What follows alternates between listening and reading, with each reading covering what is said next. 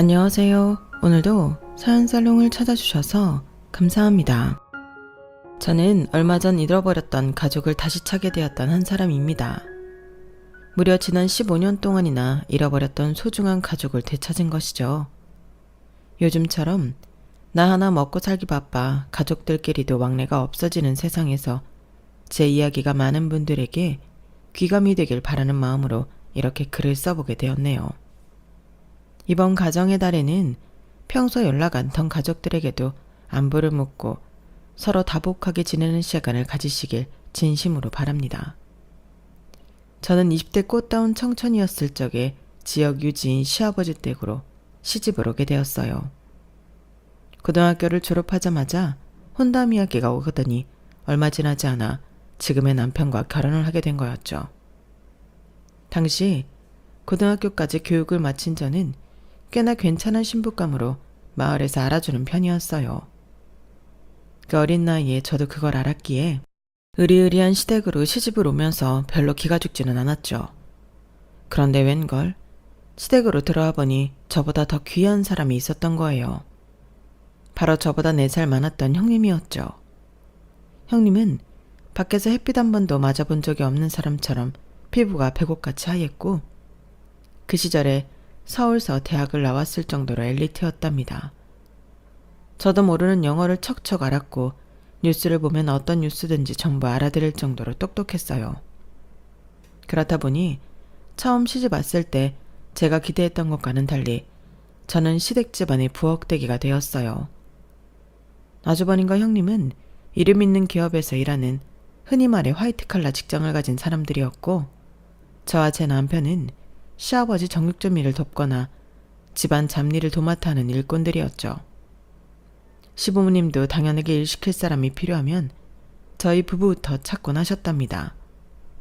특히 시아버지는 굉장히 가부장적이셨는데 처음부터 큰아들에게만 집안 대들보라며 공부를 시키셨고 그 큰아들이 취직해 사무실에서 돈을 벌어오자 큰일하는 아들이라며 일절 다른 일은 시키지 않으셨어요. 그러니 둘째 아들인 남편과 저만 하루 종일 일을 할 수밖에 없었죠. 그나마 위로가 되었던 건 시어머니가 잘난 첫째 며느리보다는 편한 둘째 며느리를 더 아끼셨다는 거예요. 손이 야무진 아이가 집안에 들어왔다며 저를 볼 때마다 흡족해 하셨거든요. 그리고 시어머니 입장에서는 형님이 불편할 수밖에 없었던 게 형님은 집안일에는 영 소질이 없었기 때문이었습니다. 살면서 공부만 열심히 했지 요리도 청소도 안 해버릇하니 작은 일 하나도 맘 편하게 시킬 수가 없었다고 해요. 게다가 시어머니가 그런 형님에게 한 소리 하려고 하면 시아버지가 나서서 형님을 감싸주셨어요. 아니 걸레질을 어떻게 했길래 여기 먼지가 그대로 뭉쳐있느냔 말이야. 얘 큰애야, 너 빗질도 안 하고 걸레질했니? 여기 바닥 걸레질 하라고 했으면 당연히 빗질하고 걸레질을 하든가.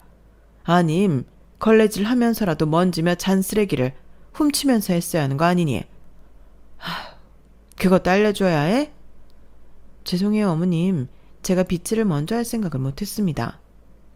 그런 머리로 대체 공부는 어떻게 한 거야? 나 참, 걸레라도 제대로 꽉 짜서 닦든가. 이렇게 물이 흥건하게. 아휴, 널 시킨 내가 잘못이지. 내가 잘못이야. 그만 좀 해. 큰애는 바깥일 하느라 바쁘잖아.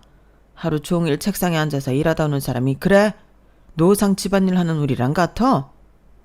당신이 자꾸 그런 소리를 하니까 제가 일이 안 느는 거예요. 암만 바깥일 하다 어쩐다 해도 집안일 잘하는 며느리도 얼마나 많은데. 좀 그만 좀 해.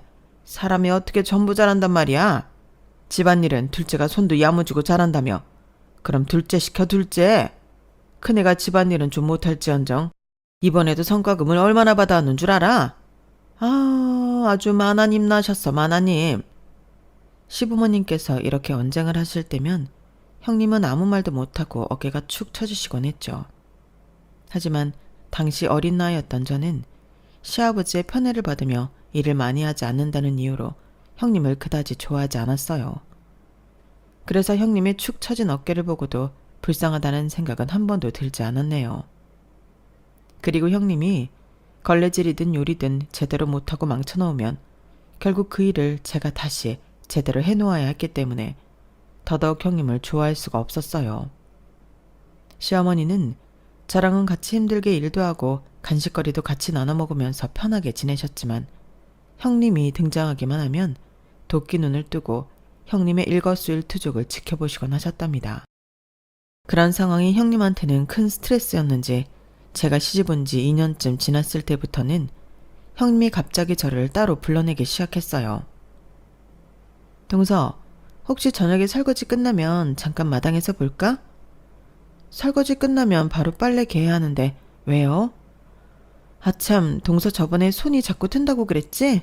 자, 이거 받아. 이게 뭐예요? 이게 이번에 새로 나온 손에 바르는 크림이야. 자기 전에 이거 바르고 자면 손이 훨씬 부드러워질 거야. 2개 줄 테니 동서가 산 걸로 하고 어머님께도 드려. 어머, 형님 너무 고마워요. 저 이따가 설거지 끝나고 빨래 같이 갤까? 동서가 나 빨래 개는 것 좀 가르쳐줬으면 하는데. 네, 그럴게요. 이따가 설거지 끝나면 오세요. 형님은 저에게 선물 공세까지 하면서 자기가 잘 못하는 집안일을 하나씩 가르쳐달라고 부탁을 해왔어요. 집안일이라고 해봐야 어린 나이도 할 만한 단순한 일들이 대부분인데 형님은 그걸 배우겠다고 자꾸만 저에게 돈을 써댔죠. 받은 게 있으니 저도 그런 형님을 외면할 수가 없었어요. 결국 저희는 시간이 날 때마다 같이 만나 집안일을 하게 되었답니다. 형님을 가르치려면 정말 하나부터 10까지 짚어줘야만 했어요. 하지만 워낙 머리가 좋은 사람이라 그런지 그렇게 약 3계절 정도를 지나다 보니 점점 형님도 일을 잘하게 되더군요. 이해가 안 되던 부분이 뚫린 것인지 어느 순간부터는 본인이 알아서 척척 일을 하기도 했고요. 그러자 그동안 저희가 같이 집안일을 배우고 가르치는 걸 못 본 척하던 시어머니도 형님을 조금씩 며느리 대하듯 하시기 시작했죠. 큰애야, 나 오늘 저녁에 작은 욕실 청소 좀 해놔라. 네, 어머님. 식사 마친 후에는 설거지도 좀 하고 여기 기름 낀 것들은 꼭 뜨거운 물로 해야 한다. 아우, 어머님, 그건 제가 할게요. 됐다. 설거지는 큰애더러 하라고 하고 너는 나랑 위층에 이불 좀 손보자꾸나. 아유, 네, 알겠어요, 어머님. 큰애는 설거지 마치면 감자 3개만 삶아서 올라오너라. 무뚝뚝한 말투였지만 시어머니는 저랑만 드시던 간식을 형님과도 같이 드시겠다고 하신 거였어요. 시어머니가 형님까지 챙겨주기 시작하자 형님의 표정은 점차 밝아졌죠. 저희는 한동안 셋이 사이좋게 지낼 수 있었어요. 항상 귀족 아가씨 같기만 하던 형님은 가까이서 지내고 보니 세상 순하고 착한 사람이었더라고요. 시어머니도 그걸 아시고 전에 구박하려던 걸 만회라도 하듯 형님을 챙겨주셨죠.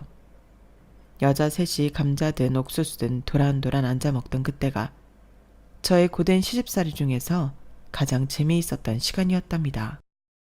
안타깝게도 그 기간은 생각보다 짧게 끝이 나버렸어요. 제가 첫째 아이를 임신하게 되었거든요. 첫 손주를 안게 된 시부모님은 입이 귀에 걸린 채로 몇 날 며칠을 지내셨어요. 반면 임신을 한 당사자인 저는 입덧을 너무 심하게 해서 끙끙 앓다시피 했답니다. 당연히 집안일은 도저히 할 수가 없었죠. 시부모님은 저한테 무조건 쉬라고만 하시면서 형님한테 모든 집안일을 맡겨버렸어요. 그동안 형님이 집안일이 많이 늘었으니 가족들 모두가 형님이 제 자리를 대체할 수 있을 거라고 생각했죠. 하지만 형님이 죽어도 늘지 않는 것이 있었으니 바로 요리였습니다. 재료를 손질하고 준비하는 건 한다 쳐도 간을 정말 못 봤어요. 그건 공부머리로 해결되는 게 아니었나 봅니다. 결국 시어머니는 또다시 형님께 잔소리를 늘어놓을 수밖에 없었죠. 된장 풀어서 넣으라고 몇 번을 얘기해. 이렇게 뭉텅이로 넣으니 자꾸 맛을 버리지 않냐. 풀어서 넣은 건데 다음엔 더 잘 풀어서 넣을게요, 어머님. 나물은 또 왜 이렇게 짜? 아우, 뭐 하나 간이 제대로 된 게 없구나.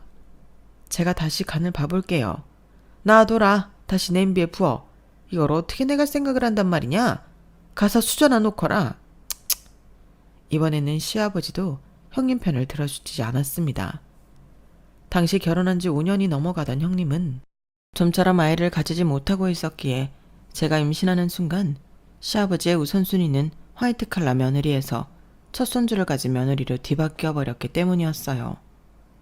결국 형님은 또다시 가족들의 눈을 피해 절 찾아올 수밖에 없었죠. 하지만 이번에는 저도 어떻게 도와줄 방도가 없었어요. 시어머니 몰래 간을 봐주려고 해도 주방 근처에만 가면 속이 요동을 쳤거든요. 형님, 죄송한데 제가 도와드리고 싶어도 냄새를 맡을 수가 없어요. 정말 죄송해요. 아니야 동서 어쩔 수 없지. 동서도 힘들 텐데 괜히 이런 부탁해서 미안해. 얼른 쉬어. 일단은요, 어머님이 맛을 보시기 전에 웬만하면 싱겁게 하세요, 형님. 싱거운 거 간 맞추는 건 금방 되지만 짠 거 간 맞추려면 훨씬 까다로워요. 알았어, 고마워 동서. 저는 첫째 아들을 낳은 이후로 연달아 둘째 아들, 셋째 딸까지 낳으며 새 아이의 엄마가 되었어요. 그동안 저는 출산 후 몸조리, 육아에만 전념할 수밖에 없었고 형님은 어느새 몇 년 전 제가 그랬듯 부엌대기 역할을 도맡아 하고 있었죠. 하지만 형님이 직장을 다니다 보니 아무래도 저만큼 일을 하지는 못했고 시어머니는 늘 그게 불만이셨습니다. 같이 부대끼며 일하는 기간이 길어지다 보니 형님도 어느 순간부터는 시어머니한테 구박받고만 있지 않고 서운함을 토로하시기도 했어요. 예, 너 어제 저녁에 쌀 안 불려놨어? 어제 들어와서는 그냥 자버렸구나. 죄송해요 어머님. 어제 야근하고 와서 너무 힘들어서 제가 깜빡했어요. 밖에서 일 좀 한다고 유세 떠는 거야? 그거 쌀 좀 씻어서 물에 담가놓는데 얼마나 걸린다고? 오늘 저녁은 외식할까요? 제가 대접해드릴게요. 돈 번다고 아주 기고만장해져가지고는 그렇게 펑펑 써댈 생각 말고 모아서 애 키울 생각을 해야 할 것 아니냐? 애를 가질 생각은 있는 게야? 당연하죠. 저희도 노력하고 있어요, 어머님. 이게 자꾸 말대꾸만 늘어. 집안 분위기가 그렇다 보니 저도 둘째, 셋째 출산할 때는 첫째 때만큼 몸이 힘들지 않아서 일을 열심히 도와드렸어요. 제가 두 팔을 걷어붙이고 나서도 시어머니는 형님이 계속 못마땅하신 모양이더군요. 두 분은 그 뒤로도 끊임없이 티격태격하며 지냈답니다. 그러는 사이 저희 아이들은 걷고 뛰고 학교도 갈 만한 나이가 되었죠. 저는 셋째 몸풀이하고 난 뒤로는 결혼 초창기와는 다르게 제가 손수 나서서 집안일을 도맡아 했어요. 시어머니랑 형님이 투닥거리는 걸 듣는 바에야 제가 하는 게 훨씬 속 편하고 좋았거든요. 거기서 그치지 않고 저는 아예 형님께 회사 일에만 신경 쓰시라고 각자 잘하는 거에 집중하자고 먼저 말씀을 드렸어요. 그렇게 어렵사리 가정의 평화를 다시 되찾아올 수가 있었답니다. 그러던 어느 날이었어요. 평소에도 유난히 몸이 약했던 저희 막내가 어느 날부터인가 지나치게 숨쉬기 어려워하고 피곤해하는 거였어요. 처음에는 이것저것 몸에 좋다는 보양식을 먹여보았는데 차도가 없자 병원을 찾게 되었죠. 그때까지만 해도 큰 걱정은 않고 동네 병원을 찾은 거였는데 딸아이 가슴에 청진기를 대고 유심히 들어보던 의사가 심각한 얼굴로 큰 병원을 가라고 하는 겁니다. 저는 덜컥 겁이 났어요. 제 표정을 본 의사가 막상 큰일이 아닐 수도 있으니 겁먹지 말고 검사를 받아보라고 하는데 엄마 된 입장에서 마음이 놓을 리가 있나요? 그날 집으로 돌아오자마자 이 소식을 알렸더니 시아버지는 당장 서울로 올라가자고 하셨어요. 눈이 오나 비가 오나 장사를 하시던 정육점 문도 닫으시겠다고 하셨죠. 평생을 무뚝뚝하고 엄하게 살아오셨던 시아버지지만 처음 슬하에 여자아이가 생겨서 평소 얼마나 손녀한테 잘해주셨는지 몰라요. 동네 다른 여자아이들은 거들떠도 안 보셨지만 당신 손녀한테는 그렇게 자상하실 수가 없었어요. 그런 손녀가 아프다는 말에 당장 가게 문부터 닫겠다는 말씀을 하신 거죠. 본인들 동생이 아픈 것도 모르고 두 아들은 자기들도 서울에 가고 싶다고 떼를 쓰더군요. 결국 시아버지와 저희 가족은 아주버님 차를 빌려 다시 서울로 올라갔어요. 저희 마을만한 큰 대학병원에 들어가 정신없이 수속을 밟고 검사를 진행했는데요. 고작 9살밖에 안 된 어린애 팔에다가 주사바늘을 꽂아 피도 뽑고 각종 검사를 하는데 얼마나 마음이 힘들었는지 모릅니다. 서울로 올라가기 열흘도 전부터 그렇게 빌고 빌었건만 의사의 진단은 충격적이었어요. 심실 중격 결손입니다. 네? 심 뭐요? 심실중격결손이라고 쉽게 말씀드리자면 심장 벽에 구멍이 나 있는 거라고 이해하시면 됩니다. 최근 자꾸 아이가 숨이 차거나 피곤해한다고 하셨죠? 네, 원래도 몸이 약한 아이였긴 했는데 따님 같은 경우엔 지금 수술이 필요한 상황이에요. 수술만 잘 되면 이후에는 정상적으로 생활은 가능할 겁니다. 다만 그 과정이 생각보다 좀 길 수는 있어요. 이후 의사는 저희 딸아이의 심장 수술을 어떻게 진행해야 하는지 설명해 주었어요. 저는 막내 아이의 흉곽을 열어서 심장에 칼을 댄다는 얘기를 듣는데 자꾸만 눈앞이 캄캄해지더군요. 손에 땀이 잔뜩 난 남편이 제 손을 잡아주었지만 저희 둘 다 어찌해야 할지 알 수가 없었어요. 의사는 며칠 뒤 추가 검사를 진행해보자고 다독이며 저희를 내보냈고 그렇게 저희는 망연자실한 채로 집으로 내려올 수밖에 없었죠. 그런데 집이 가까워졌을 때 저희는 동네 분위기가 뭔가 심상치 않음을 느꼈어요. 병원에서부터 단 한마디도 안 하고 창밖만 보시던 시아버지가 다급히 남편을 부르며 집으로 빨리 가자고 소리치셨죠. 안 그래도 저 멀리서부터 불길하게 검은 연기가 난다 싶었는데 시아버지의 말을 듣고 그 연기가 바로 저희 집 쪽에서 나고 있다는 걸 뒤늦게 깨달았어요. 저는 너무 놀라 안전벨트만 부여잡고 있었고 남편은 하얗게 질린 얼굴로 가까스로 집 앞으로 차를 몰았어요. 저희 집 앞에 있는 119 차량을 보자마자 저희 가족은 누가 먼저랄 것도 없이 차에서 튀어나와 뛰어갔고 이미 하얀 천에 덮여 나오는 시어머니와 아주버님을 보고 말았어요. 어떻게 하루 만에 이 모든 일이 다 벌어진 것인지. 시아버지는 그대로 그 앞에 주저앉아 버리셨고 저도 멍해진 채로 아무런 행동도 못하고 있었죠. 그나마 남편이 가장 빨리 정신을 차려 시아버지를 구급차에 같이 태워드렸고 저에게 아이들을 챙기라고 소리쳤어요. 남편의 고함에 겨우 저도 정신을 차릴 수 있었네요. 이후의 일들은 정신을 차릴 새도 없이 휙휙 지나간 것 같습니다. 아이들을 챙기는 제가 무슨 정신이 있었는지 지금 다시 생각해 보려고 하면 기억도 안 나네요. 시어머니와 아주버님이 돌아가시고 가장 마지막으로 구조된 형님은 다행히 생명에 지장이 없어 즉시 병실로 옮겨져 치료를 받았어요.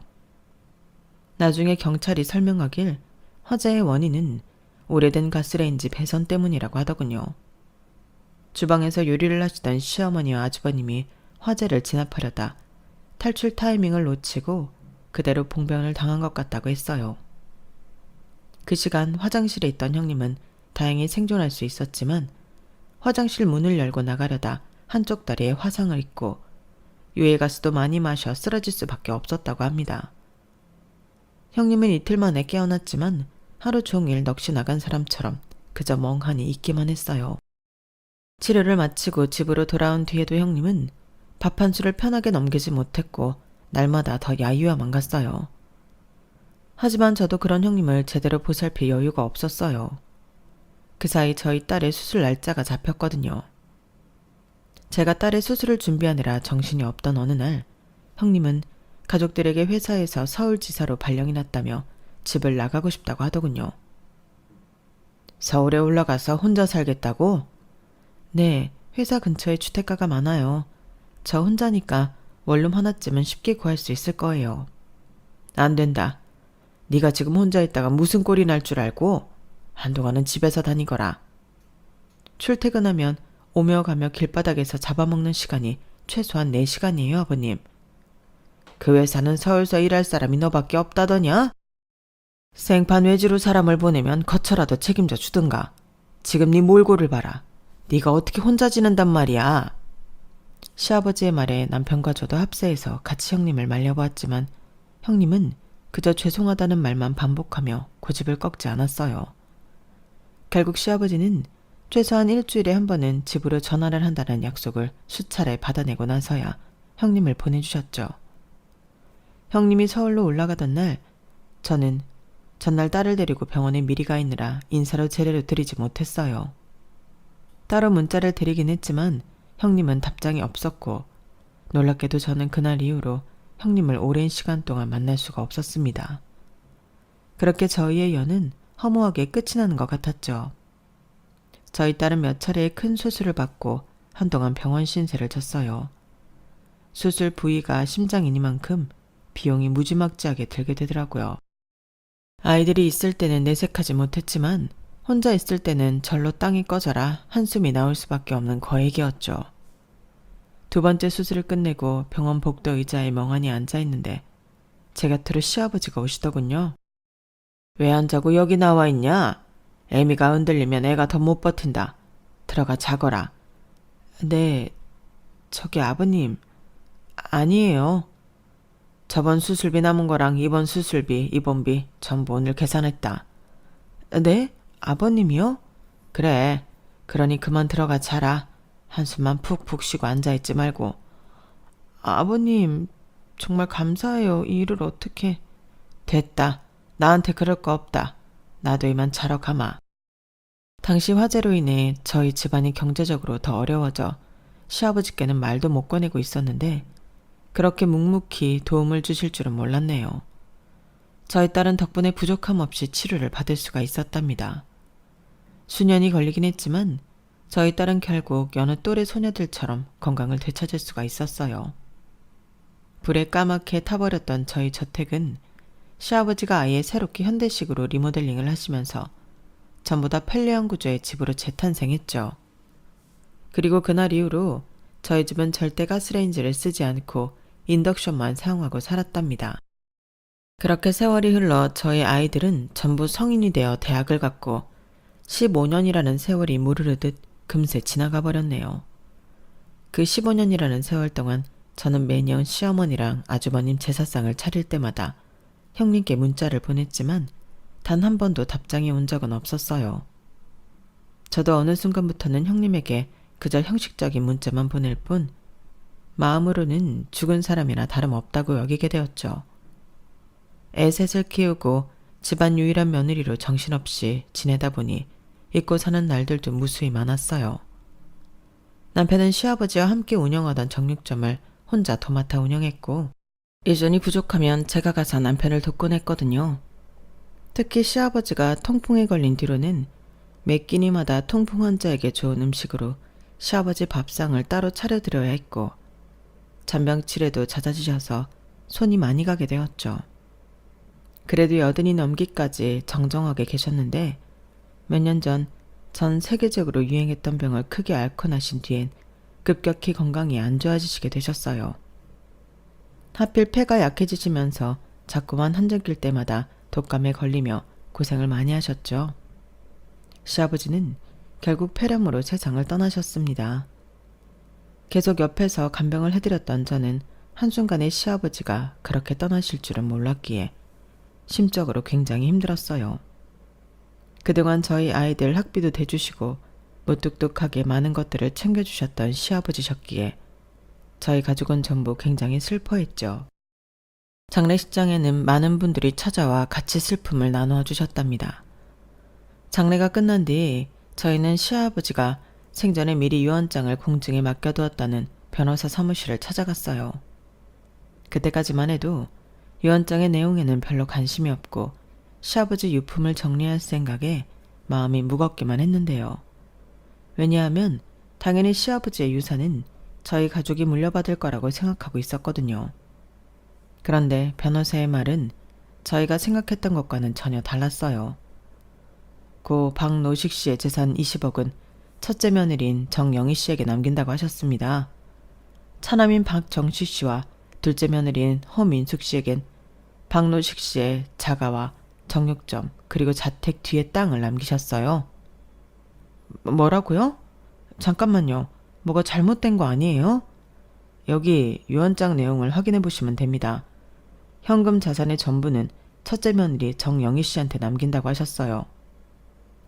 형수는 이제 저희 집안 사람이 아니에요. 지난 15년 동안 연락 한 번이 없었다고요. 아버지도 그걸 모르실 리가 없는데. 당신 사기꾼 아니야? 아닙니다. 박노식 씨가 그래도 큰 집이니까 유산을 더 남겨주는 거라며 이해해달라는 말도 덧붙이셨어요. 이걸 읽어보시라니까요.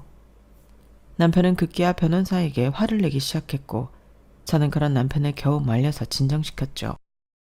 하지만 저도 이해가 안 가는 건 매한가지였어요. 유언장에는 정말로 변호사가 말한 내용이 그대로 적혀 있더군요. 지난 15년 동안 시어머니와 아주버님 제사상을 차리며 시아버지 간병까지 해드린 건 저였는데 갑자기 형님한테 20억을 물려주신다는 게 도무지 납득이 가질 않았어요. 누구라도 그랬을 겁니다. 저희가 여전히 머리를 싸매고 있자 변호사는 저희를 놀리듯이 한마디를 더 덧붙였어요. 그리고 고 박노식 씨의 자가와 토지를 상속받은 지 5년 동안은 매도하지 말라는 말도 덧붙이셨습니다. 그걸 팔지도 말라고요? 하, 지난 20년 동안 1원 한 푼도 안 올랐던 땅을 팔지도 말고 5년을 붙들고 있으라고요? 그게 뭔 회계망측한 소리예요? 법적인 강제성은 없지만 박노식 씨가 신신당부하셨던 내용이에요. 꼭 약속을 받아내라고 하셨습니다. 결국 저희에겐 허울뿐인 유산이 돌아온 거나 다름이 없었던 것이죠. 그 자리에서 죄 없는 변호사를 닥달해봐야 공증받은 유언장의 내용이 바뀌는 것도 아니고 어이없고 허탈했지만 저희는 그만 집으로 돌아오는 수밖에 없었어요. 집에 와서도 남편은 계속해서 형수는 15년간 제사 한 번을 안 드린 사람인데 이게 말이 돼? 하며 불평을 늘어놓았지만 저는 아무 말도 꺼내지 않았답니다. 대신 시아버지의 결정이 너무나 이해가 안 갔어요. 제가 살면서 봤던 시아버지는 모든 행동에 납득이 갈 만한 이유가 있는 분이셨거든요. 그러나 그 순간에는 아무런 뾰족한 생각이 나지가 않았고 저는 복잡한 마음으로 새벽 늦게서야 겨우 잠에 들 수 있었어요. 선잠이 들어서였을까요? 저는 그날 밤 굉장히 선명한 꿈을 꾸었는데요. 꿈에서 저는 화재 사건 전 구옥의 상태였던 저희 집 주방에 있었어요. 주방에는 시어머니 대신 형님이 열심히 요리를 하고 있었죠. 가스레인지 앞에서 형님이 한시도 가만히 있지 못하고 불안하게 왔다 갔다 거리고 계시더라고요. 그 모습에 제가 형님한테 무슨 일이냐고 물어보려는 순간 갑자기 뒤에서 누군가 제 어깨를 툭툭 치더군요. 깜짝 놀라 뒤돌아보자 시어머니가 절 올려다보고 계셨어요. 어머님, 네가 큰애한테 가서 어떻게 좀 해줘라. 제가 뭘요? 그날 자기가 요리 한번 제대로 해보겠다고 두 팔을 걷어붙였다가 이 사단이 나지 않았니? 그때부터 여지까지 저 앞에서 벗어나질 못하고 있다. 얼른 큰애한테 가서 그만 좀 힘들어하라고 해. 내가 똑똑히 봤어. 큰애 잘못이 아니다. 형님이 그날 요리하신 거였어요? 그래. 그렇다고 큰애 잘못으로 불이 난 건 아니야. 가서 꼭 그렇게 전하거라. 큰애 잘못이 아니라고. 그리고 우리가 주는 돈은 그동안 걔가 퍼다 준 돈 그대로 돌려주는 것뿐이라고. 그렇게 전해. 돈이요? 20억 말씀이세요? 그게 형님이 주신 거예요? 시어머니는 깊은 한숨과 함께 고개를 끄덕이시고는 그대로 주방 밖으로 나가셨어요. 시어머니가 가는 곳은 온통 새하얀 빛이 가득했는데 저도 뒤따라가다가 대낮처럼 밝은 햇살에 눈을 뜨게 되었죠. 그 꿈이 어찌나 생생했던지 잠에서 깬 저는 한동안 햇빛 아래서 멍하니 있을 수밖에 없었어요. 그리고 곧바로 시아버지 유언장을 읽어주었던 변호사를 찾아갔습니다. 그 사람이면 무조건 형님의 거처를 알고 있을 거라고 생각했거든요. 제 예상대로 변호사는 곧바로 형님의 주소를 알려주었어요. 마치 기다리고 있었다는 듯이 교통편까지 알려주면서 말이죠. 저는 며칠 뒤에 바로 그 주소로 향했습니다. 연락을 해도 어차피 안 받을 것 같아 일부러 연락도 안 하고 무작정 집을 찾아가 초인종을 눌렀죠. 누구세요? 형님 저예요, 민숙이. 형님 동서요. 문을 안 열어주면 밤이라도 셀 기세로 대답했는데 의외로 형님은 순순히 문을 열어주시더라고요. 주저하는 눈빛이긴 했지만 그렇다고 집 앞까지 찾아온 저를 외면하지는 못하셨죠. 15년이라는 세월을 지나 만난 형님은 옛날에 곱던 그 모습 그대로 나이가 드셨더군요. 집안은 정말 필요한 물건만 있고 그 흔한 TV 하나가 없을 정도로 휑했죠. 형님은 제 눈도 제대로 마주치지 못한 채 머뭇거리면서도 커피를 내왔어요. 이런 집에서 어떻게 살아요? 보일러도 안 트세요? 침대에는 전기장판이 있어. 아버님 돌아가신 건 아세요? 미안해. 장례식장에 찾아뵙지도 못하고. 형님의 사과를 끝으로 저희 사이에는 길고 무거운 침묵만 이어졌어요. 저도 어떻게 말을 꺼내야 할지 모르겠어서 커피만 홀짝이게 되었거든요. 형님은 계속 커피 잔만 만지작거리면서 안절부절 못하는 것 같더군요. 그 모습을 보니 바로 몇 시간 전 꿈에서 나온 형님의 모습이 생생하게 생각이 났어요. 어젯밤에요. 제가 꿈을 하나 꿨어요. 저희 집 이문을 향하기 전 옛날 부엌에서 형님이 요리를 하시는데 한시도 가만히 있지를 못하고 안절부절 하시는 거예요. 근데 어머님이 그 모습을 보시면서 저한테 그러더라고요. 형님이 그날 이후로 자꾸 저러고 있으니까 제가 가서 형님한테 형님 잘못 아니라고 하고 오라고요. 제 말이 끝나자마자 형님의 두 눈에서 눈물이 후두둑 떨어졌어요. 저는 말을 이었습니다. 그리고 아버님이 형님한테 유산으로 20억을 남기셨어요. 그것도 모르셨죠? 그 돈을 남긴 건 아버님인데 설명은 꿈에 나온 어머님이 하시더라고요. 그동안 형님이 퍼준 돈 그대로 돌려주는 거래요. 그 말에 형님은 더욱더 서럽게 눈물을 흘렸고 저는 형님 옆으로 다가가 한동안 등을 토닥이며 위로를 해드렸어요. 겨우 진정한 형님은 저에게 그동안 털어놓지 못했던 이야기를 힘겹게 털어놓기 시작했는데요. 형님의 이야기를 듣던 제 눈에서도 어느새 눈물이 뚝뚝 떨어지고 말했네요. 그날은 사실 어머님한테 화가 나서 내가 요리를 하겠다고 한 거였어. 내가 자꾸 간을 못 맞춘다고 하시니까 나도 속에서 화가 나더라고. 그래서 3인분 요리는 충분히 간을 볼 수 있다고 국도 밥도 반찬도 다 내가 한 거야. 어머님한텐 다 끝나고 간 보시라고 큰 소리를 치면서 말이야. 근데 미역국을 하다가 그게 흘러 넘치는 바람에 이쪽 손이 다 데워버렸고 그걸 보시고 어머님이 얼른 화장실에 가서 찬물에 대거나 있으라고 또 호통을 치셨지. 나는 화장실에서 찬물에 손을 담가놓고 요리가 마음대로 안 돼서 울고 있었어. 근데 갑자기 이상한 냄새가 나는 거야. 형님은 울다가 뭔가 이상함을 느끼고 화장실 문을 열었는데 어느새 독한 연기가 가득 차 있었다고 해요. 깜짝 놀라서 있는데 아주버님이 화장실 문을 닫으라고 고함을 지르는 소리를 듣고 문을 닫았다고 합니다. 아주버님이 항상 모든 일을 나서서 처리하고 가족한테는 강한 모습만 보여주셨기 때문에 형님은 남편이 뭔가 해결하고 있나 보다 라고 생각만 하고 기다리고 있었다고 해요. 하지만 한참이 지나도 아주버님의 목소리는 더 이상 들리지 않았고 뭔가 이상하다는 생각에 형님이 다시 문을 열자 이미 집안은 불바다가 되어버렸다고 하더군요. 그리고 이후에는 형님도 곧바로 정신을 잃었다고 해요. 아마 독가스 때문이었겠죠. 경찰은 오래된 가스레인지 배선을 문제 삼았지만 형님은 본인이 국을 흘리지만 않았으면 그 사고가 일어날 일도 없었을 거라는 생각을 지울 수 없었고 결국 그 집을 나올 수밖에 없었다고 합니다. 아주버님의 사망보험금이 입금되었을 때 마치 그 돈에 깔려 질식하는 것만 같아서 도저히 그걸 들고 있을 수가 없었다고 해요. 내가 그때는 경황이 없어서 그때 예진이가 많이 아팠잖아. 내가 가족들 볼 면목은 없고 또 예진이가 아픈데 외면할 수는 없어서 그 돈을 아버님을 전부 드렸어.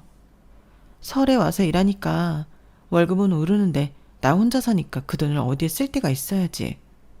그래서 그냥 다 아버님을 드렸어. 근데 그걸 하나도 안 쓰고 모아두셨을 줄은 몰랐지. 그 돈은 내가 쓸 데가 없어서 가족들한테 넘긴 거야. 동서한테 넘길 테니까 이제는 동서가 알차게 잘 써봐. 나는 애도 없고 혼자라 그 돈 있어 봤자야. 무슨 소리예요, 형님. 우리 가족이 이미 형님한테 받은 게 얼만데. 저희 예진이도 그렇고 영훈이, 영준이도 다 형님이 키우신 거예요. 저는 아버님한테서 왜 그렇게 끊임없이 돈이 나오나 했더니 그게 다 형님이 보내신 돈인 줄은 꿈에도 몰랐네요. 그 돈으로 저희 집 리모델링까지 했어요. 그게 다 내가 태워먹은 거 만회하는 거지. 내가 방화범이나 다름없으니까. 저는 형님의 허벅다리를 찰싹 세게 때렸어요. 축 처져 있던 형님은 깜짝 놀라서 눈을 번쩍 뜨시더군요. 그만, 경찰이 다 어련히 알아서 검사했으니까 형님 탓을 안 했죠. 세상 천지에 어떤 방화범이 15년 동안 그 돈을 갖다 바쳐요. 그니까 형님은 절대 아무 잘못이 없어요. 아시겠어요? 얼마나 형님이 혼자 힘들어하고 있었으면 15년 전에 하늘나라 가셨어야 하는 어머님이 제 꿈에 나와서 그러시겠냐고요. 형님 잘못 하나도 없어요.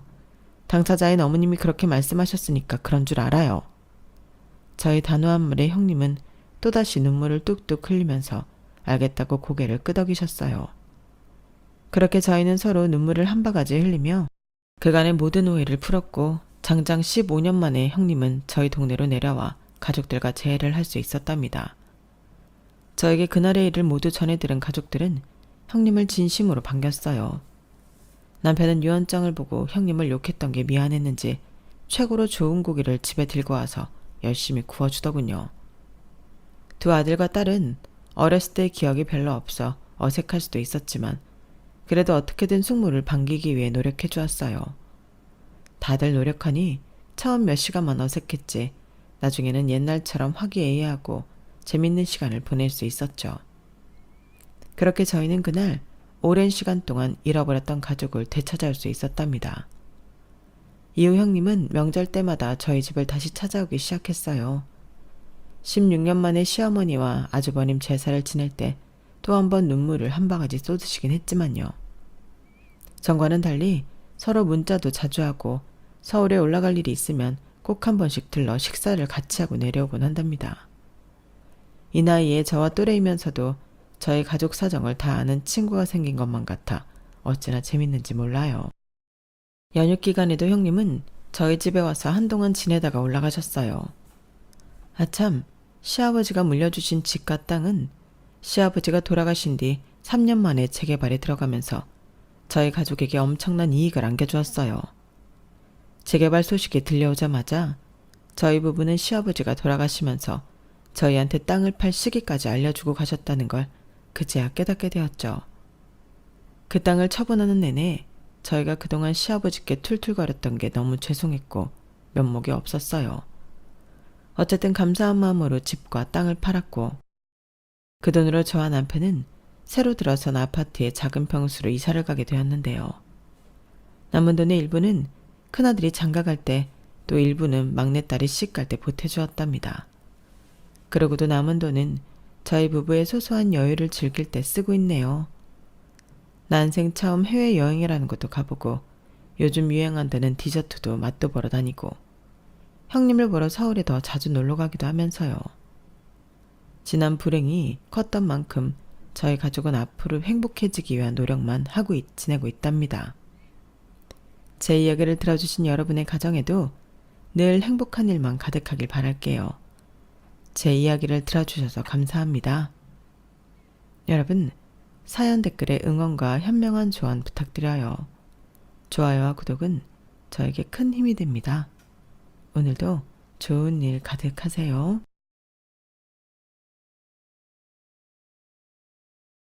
안녕하세요. 오늘도 사연 살롱을 찾아주셔서 감사합니다. 저는 결혼하고 반년도 되지 않아 이혼한 여성입니다. 이렇게 말하면 제 얼굴에 침 뱉는 것 같은데 사실 이 결혼은 하면 안 되는 거였어요. 그런데 그놈의 사랑이 뭔지 저는 남편도 결혼도 포기할 수 없었고 그 대가로 얼마 행복하지도 못하고 피 튀기는 싸움을 치른 뒤 다시 원래의 제 삶으로 돌아왔는데요. 그때 정말 많이 들었던 소리가 있었죠. 너는 매를 꼭 맞아봐야 아픈 줄 아냐고. 그런 신우가 있으면 믿고 걸러야 하는 거 모르냐고. 이런 뼈아픈 소리도 많이 들었는데 돌이켜 지난 날을 생각해보면 주변에 사는 소리가 다 맞는 것 같더라고요.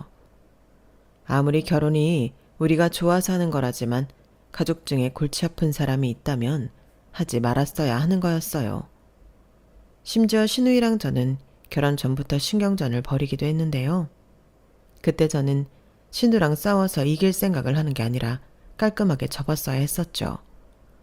하지만 제 치기 어린 마음에 저는 제가 신우를 이기고 남편과 행복하게 살 수 있을 거라고 생각했는데 게다가 남편이 자기 누나한테 너무 꼼짝도 못하는 것 같아 그 모습이 답답해 보였거든요. 그래서 제가 사랑하는 남자를 그 못된 누나로부터 구해주고 싶었어요. 그럼 남편도 저에게 고마움을 느끼고 더 잘할 거라고 생각했는데 완전 제 착각이었죠. 지 팔자 지가 꼰다고 남편은 지 누나한테 벗어날 수 있는 인간이 아니었거든요. 그러면서 말은 나 정말 우리 누나 때문에 못 살겠어. 진짜 왜 그러냐? 진짜 꼴 보기 싫다니까? 라고 했는데요. 말만 그럴 뿐 행동은 그러지 못했어요. 그러니 그 생긴 거랑 다르게 여우 같은 누나가 늘 자기 입맛대로 동생을 구워 삶았는데 남편 벌이가 꽤 괜찮았거든요. 그래서인지 부모도 아니고 동생한테 용돈 탔으면서 동생 등에 빨대 꽂고 사는 시누이였는데 아무리 그런 유용한 동생이라도 결혼을 하면 놔줘야 하는 것을 시누이는 여전히 자기 동생을 자기 편하게 쓸 수 있는 지갑으로 생각하더라고요. 그러니 그런 모습이 제 눈에 좋아 보일 리가 없었고 저도 어디 가서 지고 사는 성격은 아닌지라 그때부터 조금씩 불꽃이 튀기 시작했는데요. 참고로 저와 남편은 동갑내기 친구였어요.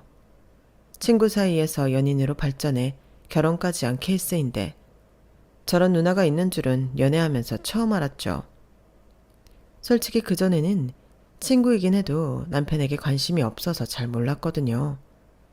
그리고 저도 남동생에 있어서 아는데 누나 눈에는 남동생이 가짜나 보이고 한심하게 보일 때가 많잖아요.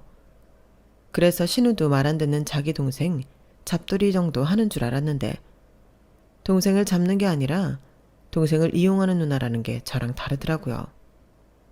그걸 시부모님도 모르지 않았을 텐데 자기네 장녀가 답도 없고 희망도 없으니 포기하신 것 같아 보였어요. 저는 그 점도 솔직히 서운하고 원망스러웠는데 이혼한 지금도 시부모님에게 악감정은 없지만 이렇게 된 데는 시부모님도 어느 정도 책임이 있다고 생각합니다. 당신들 손으로 진작에 해결했어야 할 일을 해결하지 못해 아무 상관없는 저까지 피를 봤잖아요. 거기에 우유부단한 남편은 그러면 안 된다는 걸 알면서도 누나 말에 홀랑 넘지 말았어야 할 선까지 넘었는데 그로 인해 저는 1년도 살지 못하고 이혼해버렸죠. 아니 이건 이혼 말고는 답이 없는 일이었어요. 그리고 그냥 이혼만 하면 저도 억울해서 남은 인생 제대로 못 살 것 같아 제대로 분풀이는 하고 끝을 냈는데 지금부터 그 이야기를 들려드릴까 합니다. 혹시라도 이 사연을 그 당사자들이 듣게 된다면 너무 네 얘기니까 정신 똑바로 차리고 살라고 미리부터 얘기해주고 싶네요. 아마도 자기들 얘기인 거 알면 끝까지 듣지 않을 것 같거든요. 그럼 본격적인 이야기를 시작하겠습니다. 저랑 남편은 앞서 말한 대로 동갑 친구로 고등학교 때부터 알고 지낸 사이였어요. 뭐 그때는 얼굴만 아는 정도랄까요? 그리고 대학에 간 이후로는 자연스럽게 헤어졌고 다시 만난 건 20대 후반쯤이었는데 동창회에서 아주 오랜만에 재회라는 걸 했죠. 제가 대학을 다니다 교환학생으로 캐나다에 갔다가 한국에 돌아와 졸업 후 다시 캐나다로 넘어가서 공부를 좀 더 하고 돌아왔거든요. 그리고 곧장 외국계 대기업에 취업해 또래보다는 조금 늦게 사회생활을 시작한 편이었는데 그때 고등학교 여동창의 권유로 난생 처음 동창회라는 곳에 나가게 되었어요. 그리고 거기서 남편을 만나게 되었어요. 그러다 그날 몇 마디 나누고 그게 계기로 계속 연락을 하게 되었는데요. 당시 이름만 얘기하면 다 아는 대기업에 다니던 남편은 저에게 회사 생활에 필요한 소위 말한 꿀팁을 많이 알려줬어요. 실제로 그것들이 많이 도움이 되기도 했는데 그렇게 자주 보고 함께하는 시간이 많아지다 보니 감정이 생기더군요. 왜 아니겠어요? 다 큰 처녀 총각이 그렇게 자주 붙어 다니는데 연분이 생기는 건 당연하죠. 그리하여 저희는 누가 먼저랄 것도 없이 서로에게 동요해 연애를 시작했고 그때부터는 연인 사이로 둘만의 데이트를 즐겼는데요. 사실 제가 주변에서 성격이 드세고 세다는 소리를 많이 들어 연애가 쉽지 않았는데 남편은 달랐어요. 남편은 천성이 순하고 또 주변 사람들을 잘 챙기는 성격이라 여자친구인 저에겐 그야말로 충성 그 자체였거든요. 그러니 편한 건 두말할 것도 없고 사랑받는 기분에 제가 공주라도 된 기분으로 연애를 했죠. 그래서 연애하는 4년 동안 저희 커플은 싸운 적도 없었는데요. 물론 제가 일방적으로 남편이 마음에 안 든 적은 있었죠. 그런데 그럴 때면 짜증을 부리거나 화를 내던 다른 남자와는 다르게 알았어, 나는 그런 줄 몰랐지. 이제 알았으니까 고칠게. 그럼 되는 거지? 그러니까 자기야 화 풀어. 내가 잘못했어. 이렇게 인정도 빠르고 고치려 노력도 했는데 저는 남편의 그런 점을 정말 높게 평가하고 좋아했어요. 단순히 저한테 찍소리를 못해서 그런 게 아니라 더 어른스러워 보여 제 스스로도 지나쳤다 반성하고 자제하게 되더라고요. 그래서 저한테는 없는 아주 멋진 장점이 있는 남자구나 그렇게 생각했는데요. 사람 보는 눈은 비슷하다고 그런 장점은 저만 보는 게 아닌 것 같더군요.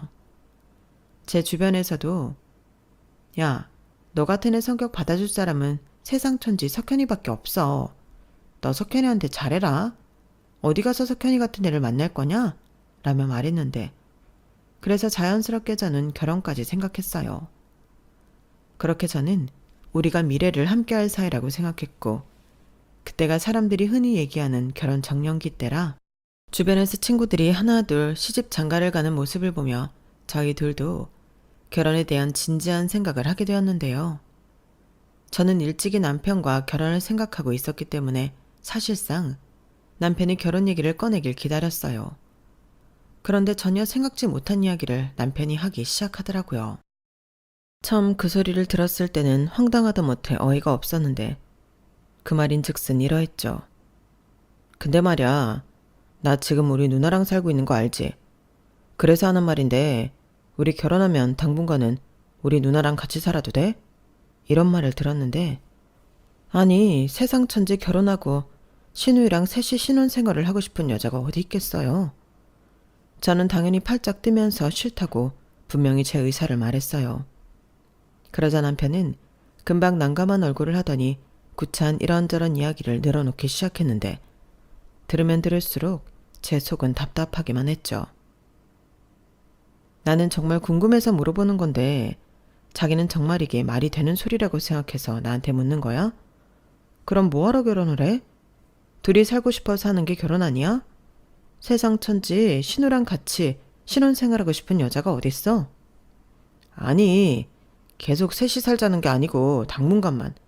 우리 누나가 갈 곳이 없어서 그래. 알잖아. 우리 본가는 좀 멀고 누나는 미용일한다고 여기저기 전전하는데 지금 당장은 그런 벌이 없고 나가라고 할 수도 없어서. 누나는 죽어도 시골집에는 안 간다고 한단 말이야. 그럼 결혼은 지금 당장은 못하는 거지. 어떻게 결혼을 하면서 누나를 달고 올 생각을 해? 나는 자기랑 하루라도 빨리 결혼하고 싶으니까 하는 소리지. 집에서 엄마 아빠가 누나한테 뭐라고 하고 난리야.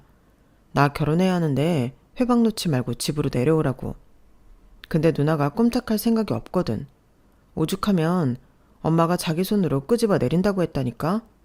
그런데도 꼼짝도 안 해. 뭐? 이런 말 자기한테는 미안한데 자기 누나 좀 웃긴다. 전에 생활비 주고 용돈도 준다고 했지?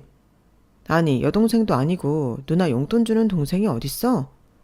그건 나 대신 집안일도 해주고 누나도 일을 하려면 돈이 있어야 하니까 말이 용돈이지 그냥 겸사겸사. 그게 그 소리야. 그리고 아무 일도 안 해도 돈이 나오는데 힘들게 일을 하고 싶겠어? 아니 100번 양보해서 동생이 편해서 그렇다고 치자. 그래도 동생이 결혼하겠다는데 같이 살아야 한다고?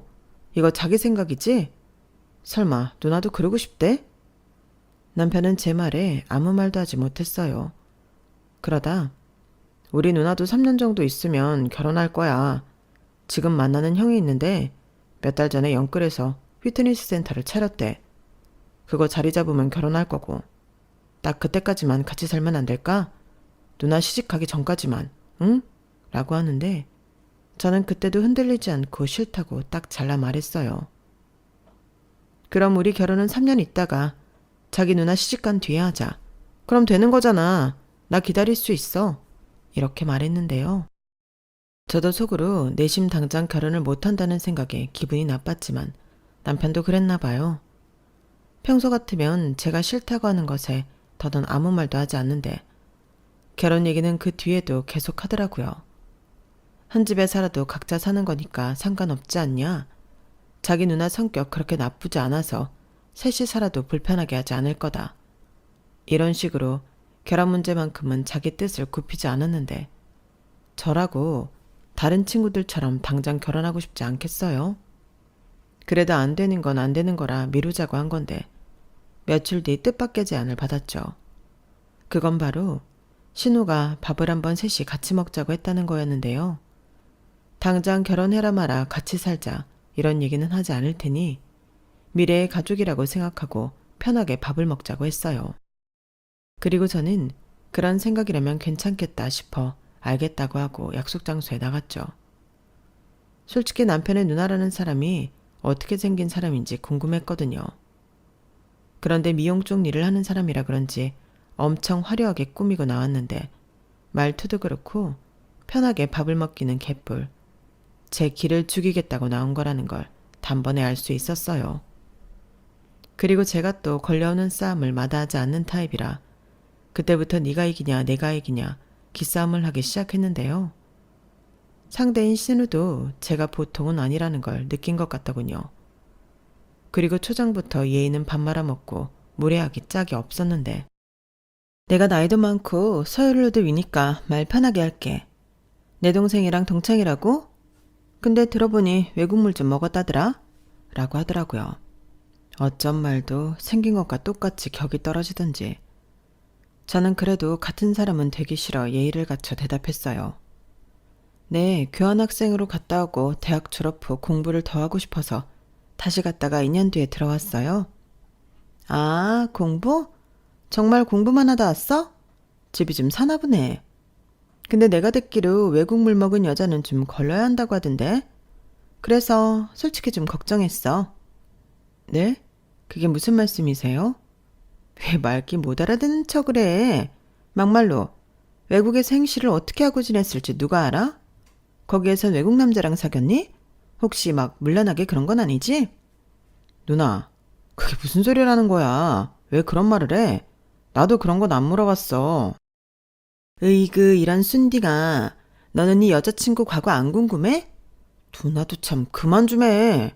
그렇게 따지면 나는 뭐 채영이 만나기 전에 여자친구 없었나? 야, 남자랑 여자랑 같냐? 아무튼 나는 좀 그래. 기분 나쁘게 들었다면 미안한데 나도 어쩔 수 없이. 하나뿐인 동생인데 걱정 안 되겠어? 네, 기분이 좀 나쁘긴 하네요. 외국 생활 했으면 뭐 다 그러나요? 그런 생각도 저는 열등감이라고 생각해요. 외국 생활이 뭐 그렇게 특별한 일이라고 그런 말도 안 되는 프레임 씌워서 사람을 매도하죠? 저는 그러지도 않았지만 그런 말도 안 되는 소리도 처음 들어봐요. 저는 당당하게 기분 나쁘다는 정확한 뜻을 전달했어요. 그러자 신우는 다소 놀란 얼굴로 한동안 아무 말도 하지 못한 채 저를 쳐다봤는데 표정이 점점 일그러지더군요. 그리고는 저에게 와, 외국물 먹어서 그런가? 할 말 못할 말 다 하네? 그럼 좀 피곤한데. 설마 내 동생 착하고 순해서 만나니? 네 마음대로 다르기 쉬우니까? 라며 이제 나에 대놓고 싸우자고 시비를 걸었는데요. 그러고는 유치하게 제가 입은 옷 들고 간 방을 보며 딱 봐도 사치가 심하다며 자기 동생만 등골이 휠 것 같다고 남편한테 저런 여자는 안 된다고 제 면전에서 제 험담을 했어요. 아니, 무례해도 너무 무례한 행동 아닌가요? 그런 신우를 보며 참지 않았어요. 참아야 할 이유가 없으니까요. 제가 사치가 심한지 아닌지 뭘 보고 그런 말씀을 하세요? 솔직히 만나자고 해서 나왔는데 이러시라고 일부러 보자고 하신 건가요? 그리고 말이 나와서 하는 말인데 제가 누구처럼 용돈 받고 사는 것도 아니고 제가 번 돈으로 재물건 사는데 사치가 심하다는 말을 왜 들어야 해요? 뭐야? 너 지금 나들으려고 하는 소리지? 내가 내 동생한테 용돈 받고 산다고 너 일부러 나한테 꼽주는 거니? 웃겨 정말. 야, 나도 집안일 해주고 정당하게 받는 거야. 얘가 회사 다니느라 바쁘니까. 어머, 그러셨어요? 그럼 석현이 집 파출부 일 하시는 거였네요. 야, 너 지금 말 다 했어? 파출부? 저게 진짜 찢어진 입이라고 지멋대로 떠들고 있네. 언니야말로 지금 그러고 계시잖아요. 아무리 제가 어리고 언니 동생이 만나는 여자친구라고 하지만 똑같은 성인인데 예의는 지켜주셔야 하는 거 아니에요? 처음부터 외국 생활하고 와서 물러나니 어쩌니 저 매도하고 지금도 사치가 심하다고 선 넘으셨잖아요. 와, 너 진짜 대단하다. 평소에도 싸가지 없단 소리 자주 듣지? 야, 둘이 결혼까지 생각한다며. 그럼 내가 신우 될 거라는 건 알고 덤비는 거니? 네, 결혼하면 그러겠죠. 근데 지금은 아니잖아요. 저희 초면인데 왜 자꾸 저한테 야야하세요? 아무래도 저한테 감정이 많으신 것 같은데 그냥 하시고 싶은 말씀하세요. 빙빙 돌리지 말고. 기가 막혀서 정말. 그래, 네가 그렇게 말하니까 내가 그냥 편하게 말할게. 네가 내 동생한테 니네 둘 결혼하면 나더러 나가라고 했다며? 네가 뭔데 나를 나가란 말이야? 저는 그런 말 안 했어요. 언니랑 셋이는 못 산다고 했지. 그리고 저는 당장 결혼 안 해도 된다고 했어요. 3년 있으면 결혼하신다면서요? 그러니까 내가 3년 안에 결혼을 하든 5년 안에 결혼을 하든 네가 왜 관여하냐고 내 결혼을. 누나 미쳤어? 그만 좀 해. 누나가 그랬잖아. 3년이면 지금 만나고 있는 형이랑 결혼한다고. 이 등신아. 남녀 사이에 장담할 수 있는 게 있어? 설마 너도 나랑 같이 사는 게 싫어서 이러는 거야? 너 잊었나 본데 너 어릴 때 내가 분유 먹이고 기저귀 갈아주고 어버섯 키웠어. 언제적 얘기를 하는 거야. 그리고 누나랑 나랑 4살 차이밖에 안 나는데 키우긴 뭘 키워? 그래서 지금까지 내 집에서 편하게 있었잖아. 엄마 아빠가 할 일 없으면 당장 내려오라고 하는데도 버티고 있는 거잖아. 그래, 나는 절대 싫어. 내가 왜 시골에서 살아? 나같이 세련된 애가 어떻게 그런 깡촌에서 사냐고. 나는 서울에서 살 거야. 그러니까 내가 언제 일을 하든 결혼을 하든 신경 쓰지 말라고. 니들은 니들대로 결혼해. 그리고 방 한 칸 내주는 게 뭐 어려운 일이야? 엄마 아빠는 너 빨리 장가 보내야 하는데 나 때문에 장가 못 간다고 맨날 나한테만 뭐라고 하는데 그냥 네가 나서서 나랑 사는 거 괜찮다고 하라고. 그럼 시골에 있는 양반이 뭐라고 하겠니? 저는 나이만 먹었지 한심하게 짝이 없는 신우의 모습에 저딴 집에 시집가면 피보겠다는 생각이 팍 들었어요. 그래서 더 볼 것도 없이 자리에서 일어났고 제가 말도 없이 자리에서 일어나자 남편은 불안한 얼굴로 쳐다봤는데 신우는 예상했다는 듯 피식 입꼬리를 올리며 웃었어요. 그 모습을 보는데 정말 사이코 같더라고요. 그래서 다 없던 일로 할 요량으로 아무래도 목적이 저희 결혼 깽판 같은데 알았어요. 저도 언니 같은 신우 보고 싶은 마음 없으니까 평생 동생 용돈 받으면서 그렇게 구질구질하게 사세요. 저 결혼 안 할게요. 됐죠? 라고 말하고 그 자리를 빠르게 나왔는데 그러자 신우는 뭐라고 했냐고 목소리를 높였고 남편이 바로 쫓아와 저를 붙잡았어요. 저는 너무 화가 나서 남편더러 쫓아오지 말라고 소리를 버럭 질러버렸죠. 제가 어찌나 큰 소리를 냈는지 주변의 사람들이 모두 저희를 쳐다봤는데 순간 남편은 쫓아오지도 못하고 어쩔 줄을 몰라 하더라고요. 저는 그 모습을 보며 저러니까 지 누나한테 호구 잡혀 살지 한심한 놈. 너 같은 놈은 평생 결혼하면 안 돼. 어떤 여자 인생을 말아먹으려고. 진짜 기가 막혀. 라고 혼잣말을 하며 씩씩거리고 집으로 갔는데 마음이라는 건 또 미련이라는 건 생각처럼 모자르듯 뚝 끊기는 건 아니었어요. 하지만 아무리 남편이 좋아도 저랑 정신 나간 신우가 있는데 이대로 결혼을 한다는 건 섣불지고 불구덩이 속으로 들어가는 것과 같은 거라고. 힘들어도 헤어져야 한다고 생각했어요. 하지만 그놈의 사랑이 뭔지 남편이 매일같이 찾아와 울고불고 비는데 정말 죽겠더군요. 그러면서 남편은 자기가 무슨 수를 써서라도 누나를 다른 곳으로 보내고 제가 바라는 그런 결혼 생활을 할 수 있도록 하겠다고 하는데 고향집에서도 난리가 났대요.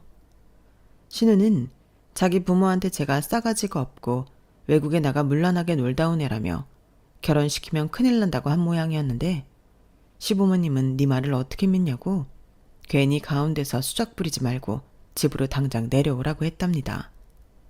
심지어 시아버님은 당장 올라와 신우를 억지로 끄집어 내리겠다고 통보까지 하셨다고 했는데 그런 과정에서 시부모님에게 직접 만나자는 연락을 받게 되었어요.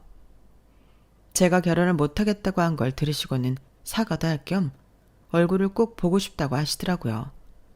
그래서 어른이 요청하시는데 결혼을 안 할 거라도 모르쇠 하는 건 예의가 아닌 것 같아 자리에 나갔고 시부모님의 인품에 크게 안심한 저는 남편과 다시 만나게 되었는데요. 남편이 하는 약속은 못 믿어와도 시부모님이 하는 약속은 믿음이 갔거든요.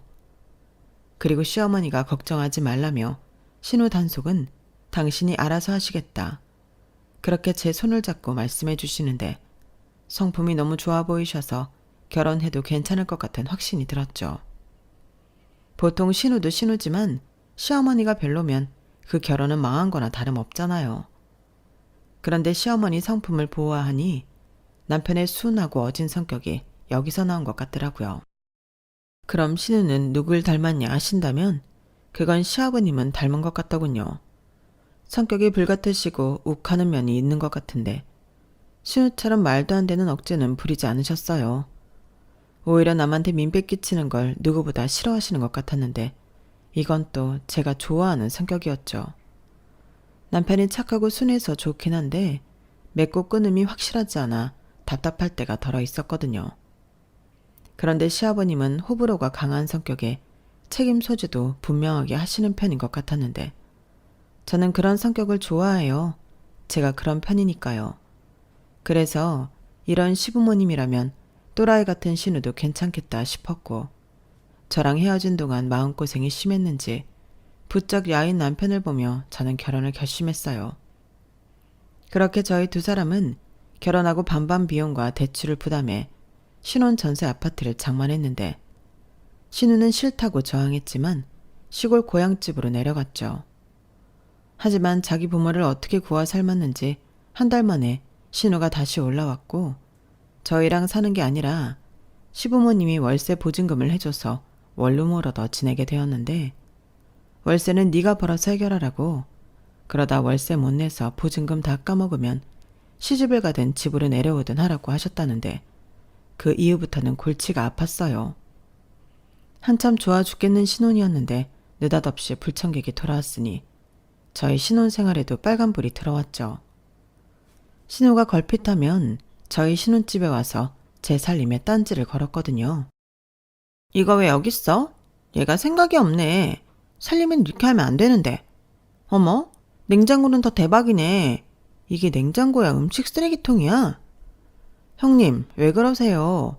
또 저희 집 살림 마음대로 뒤져보시는 거예요? 제가 전에도 이런 행동 삼가해달라고 말씀드렸을 텐데요. 삼가 좋아하시네. 옳게. 옳게는 살림을 이따위로 하면서 결혼할 생각을 했던 거야? 왜?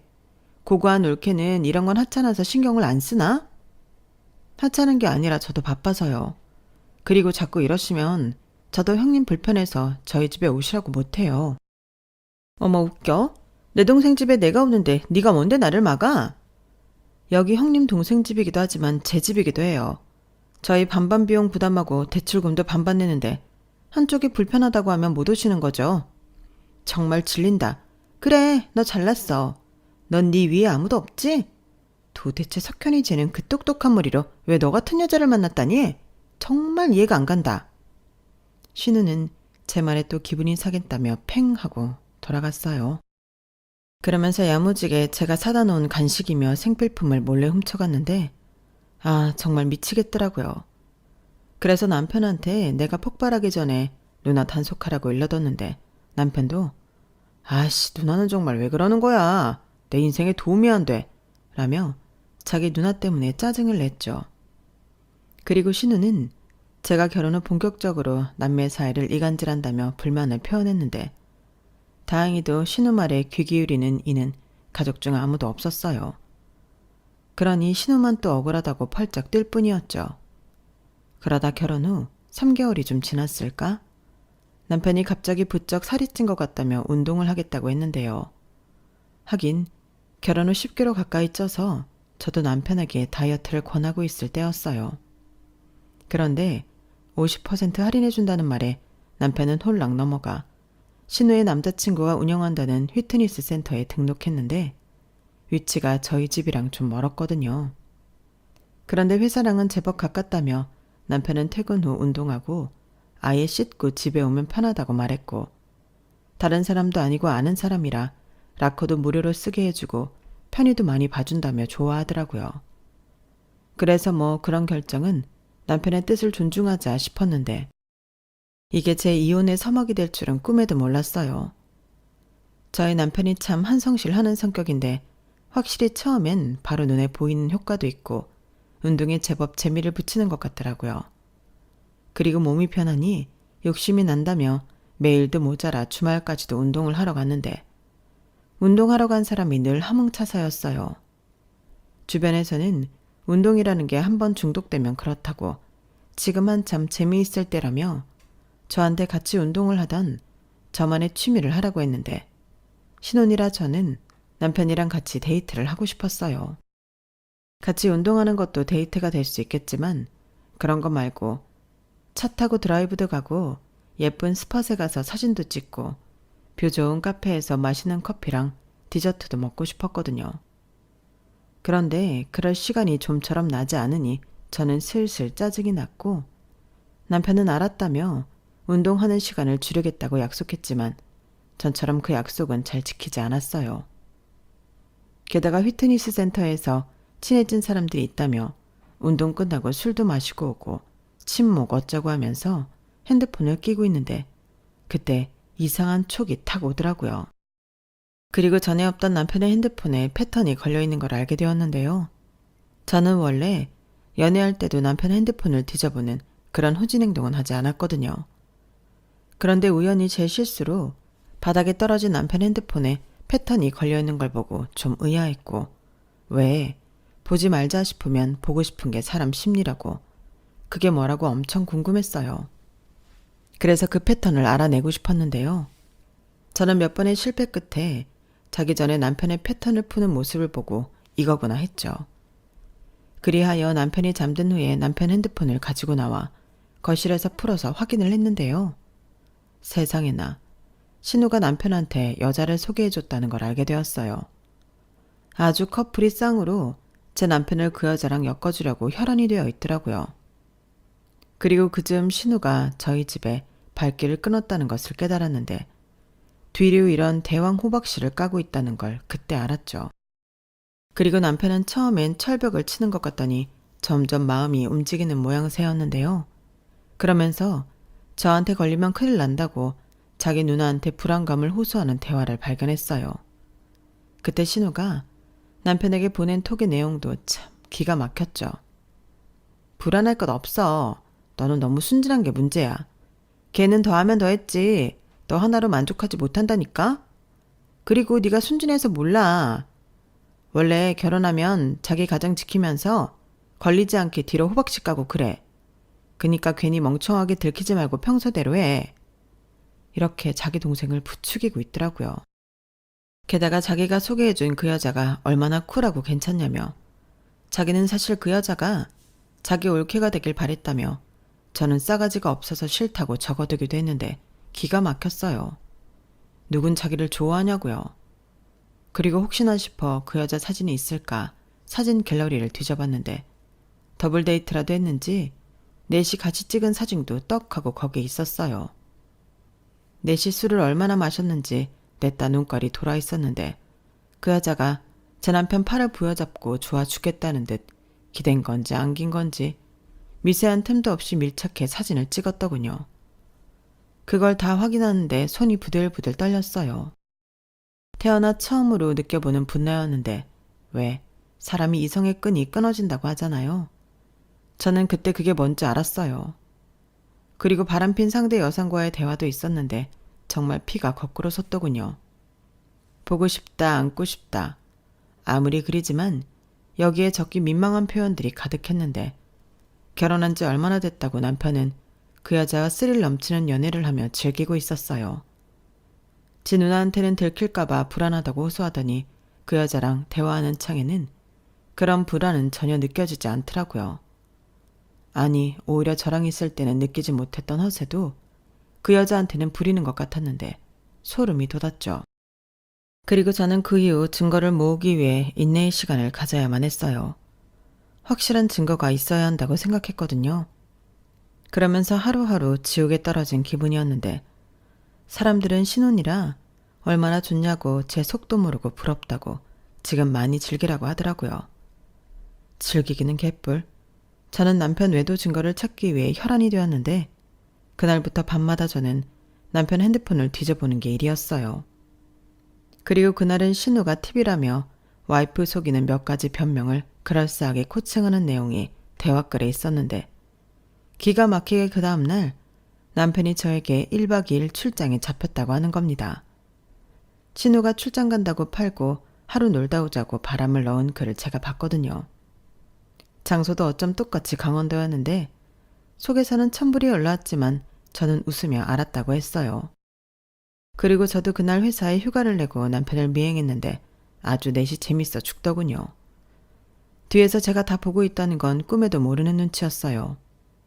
그리고 저는 제 남편이 다른 여자를 조물락거리는 걸 보고 배신감에 치가 떨렸는데 거기에 더 대박은 밤에 저희 남편과 그 상대 여자가 팔짱을 끼고 모텔 안으로 들어가는 걸 봤다는 거였어요.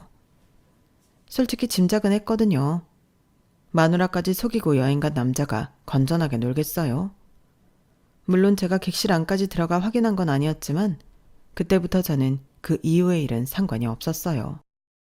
왜냐하면 저는 이혼하기로 벌써 마음을 먹었거든요. 그리고 그간 모은 증거를 들고 변호사 사무실에 상담을 다녔어요.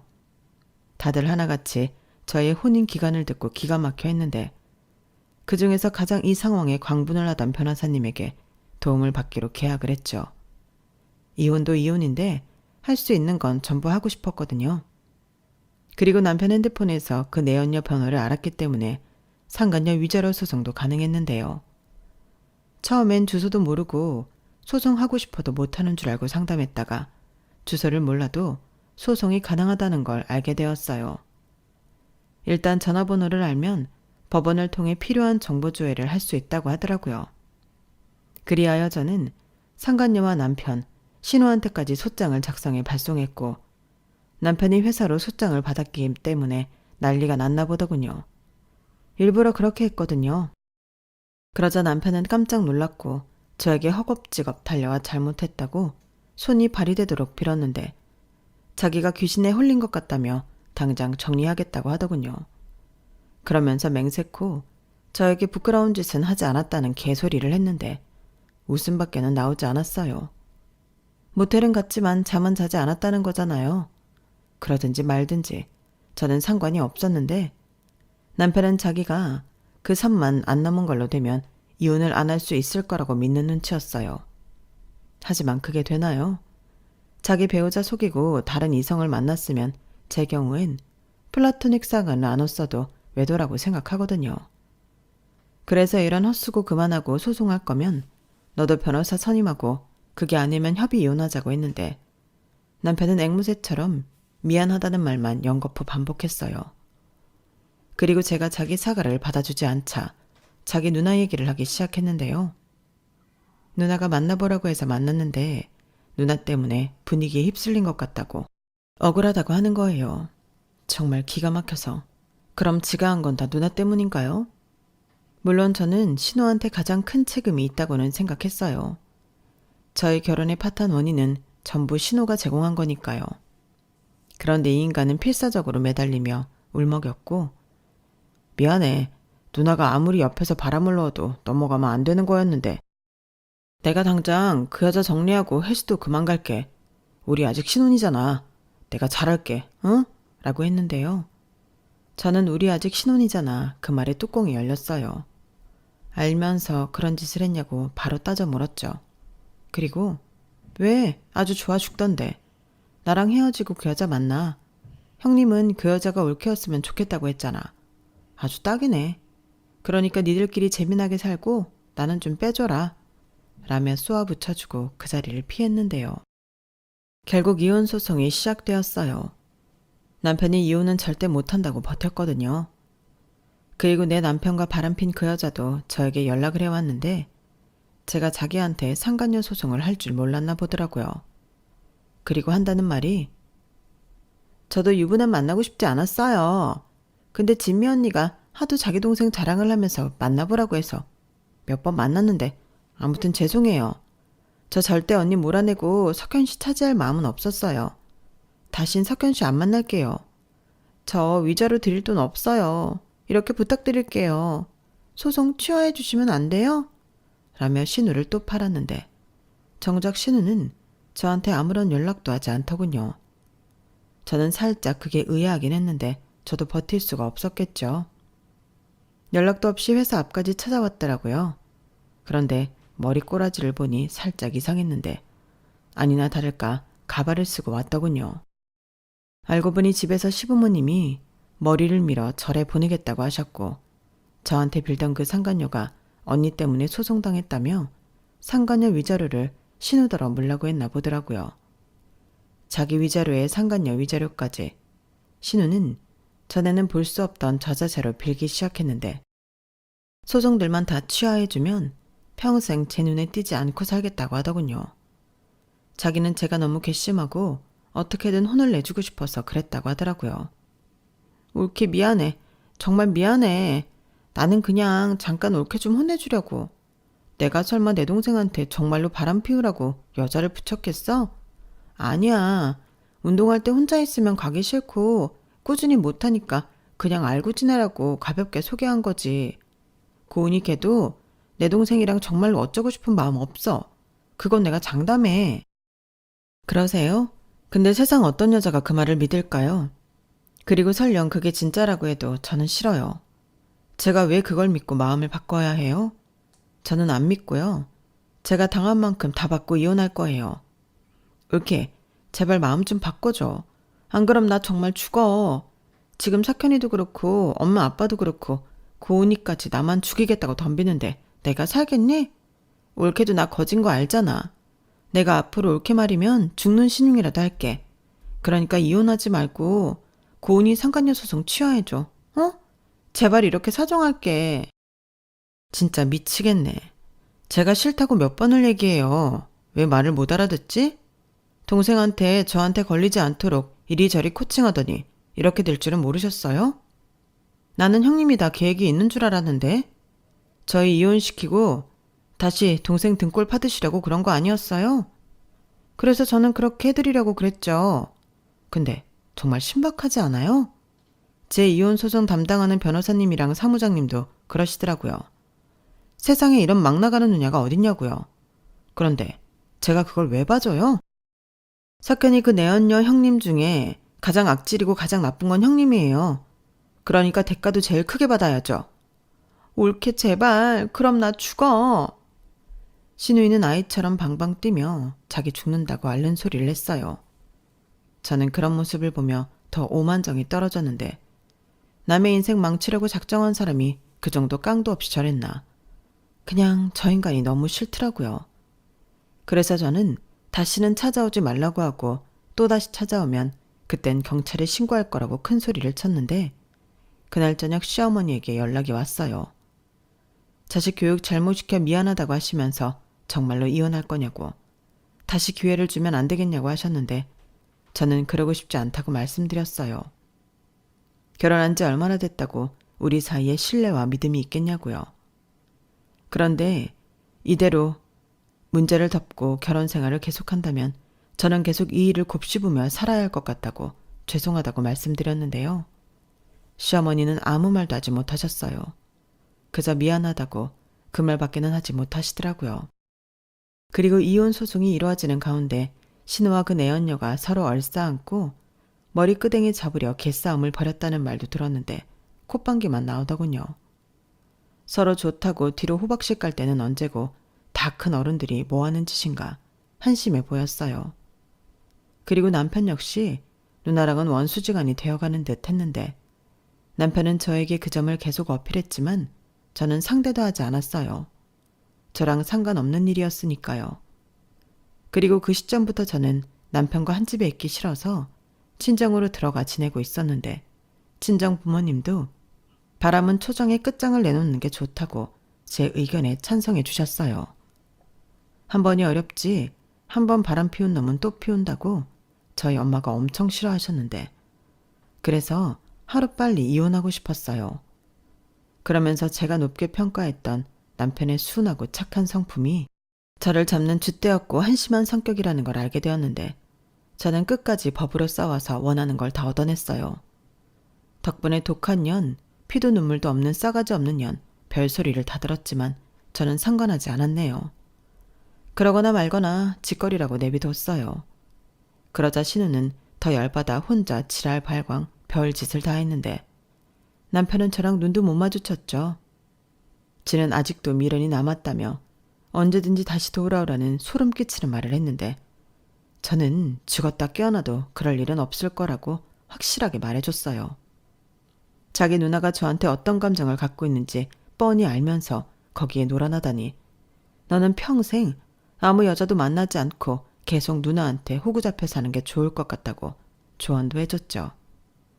그리고 저는 회사와 친구들 사이에서 결혼 반년 만에 파경을 맞은 이혼녀로 한동안 소문의 주인공이 되어야 했지만 그 덕에 주변에서 밥도 많이 사주고 술도 많이 사주고 엄청 배려해 주더라고요. 처음에는 동정받는 기분이 참 구질구질하고 별로였는데 제 잘못도 아닌데 그럴 필요가 있나 생각하니 아무렇지 않았어요.